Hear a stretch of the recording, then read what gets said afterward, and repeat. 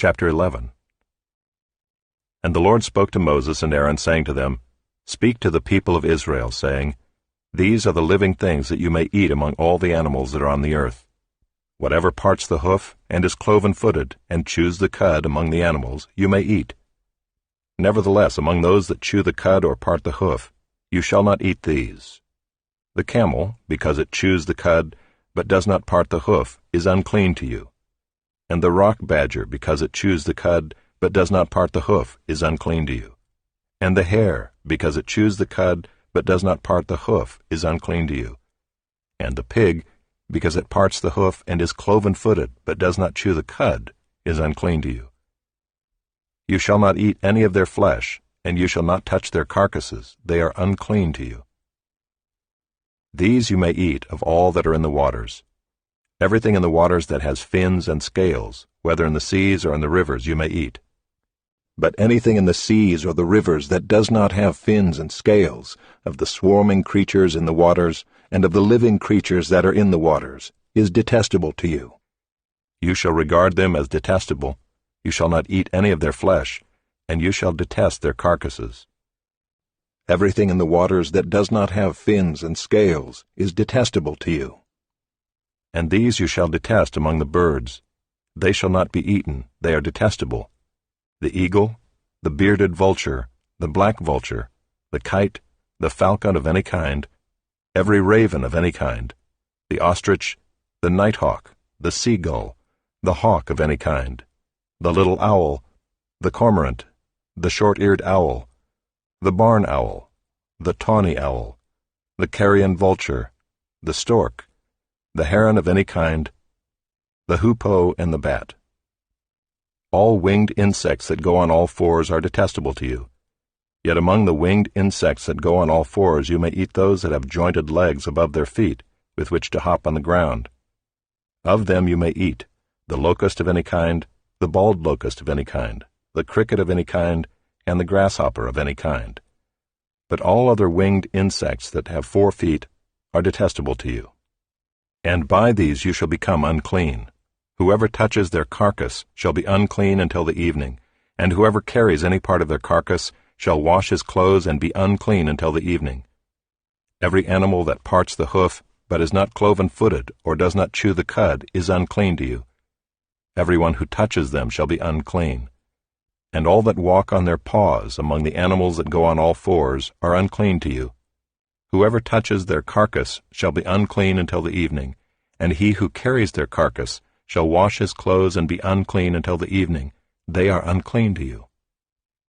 And these are unclean to you among the swarming things that swarm on the ground, the mole rat, the mouse, the great lizard of any kind, the gecko, the monitor lizard, the sand lizard, and the chameleon.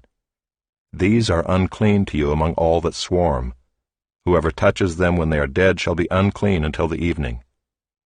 And anything on which any of them falls when they are dead shall be unclean, whether it is an article of wood, or a garment, or a skin, or a sack, any article that is used for any purpose. It must be put into water, and it shall be unclean until the evening, then it shall be clean. And if any of them falls into any earthenware vessel, all that is in it shall be unclean, and you shall break it. Any food in it that could be eaten, on which water comes, shall be unclean. And all drink that could be drunk from every such vessel shall be unclean. And everything on which any part of their carcass falls shall be unclean. Whether oven or stove, it shall be broken in pieces. They are unclean and shall remain unclean for you. Nevertheless, a spring or a cistern holding water shall be clean, but whoever touches a carcass in them shall be unclean. And if any part of their carcass falls upon any seed grain that is to be sown, it is clean. But if water is put on the seed and any part of their carcass falls on it, it is unclean to you. And if any animal which you may eat dies, whoever touches its carcass shall be unclean until the evening. And whoever eats of its carcass shall wash his clothes and be unclean until the evening. And whoever carries the carcass shall wash his clothes and be unclean until the evening. Every swarming thing that swarms on the ground is detestable, it shall not be eaten. Whatever goes on its belly, and whatever goes on all fours, or whatever has many feet, Any swarming thing that swarms on the ground you shall not eat, for they are detestable. You shall not make yourselves detestable with any swarming thing that swarms, and you shall not defile yourselves with them and become unclean through them. For I am the Lord your God. Consecrate yourselves therefore, and be holy, for I am holy. You shall not defile yourselves with any swarming thing that crawls on the ground. For I am the Lord who brought you up out of the land of Egypt to be your God. You shall therefore be holy, for I am holy.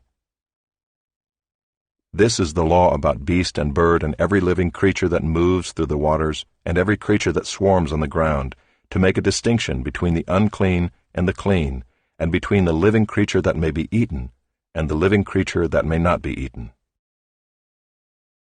Chapter 12. The Lord spoke to Moses, saying, Speak to the people of Israel, saying, If a woman conceives and bears a male child, then she shall be unclean 7 days. As at the time of her menstruation, she shall be unclean. And on the 8th day, the flesh of his foreskin shall be circumcised. Then she shall continue for 33 days in the blood of her purifying. She shall not touch anything holy nor come into the sanctuary, until the days of her purifying are completed. But if she bears a female child, then she shall be unclean 2 weeks, as in her menstruation. And she shall continue in the blood of her purifying for 66 days. And when the days of her purifying are completed, whether for a son or for a daughter, she shall bring to the priest at the entrance of the tent of meeting a lamb a year old for a burnt offering, and a pigeon or a turtle dove for a sin offering. And he shall offer it before the Lord and make atonement for her. Then she shall be clean from the flow of her blood. This is the law for her who bears a child, either male or female. And if she cannot afford a lamb, then she shall take 2 turtle doves or 2 pigeons, one for a burnt offering, and the other for a sin offering.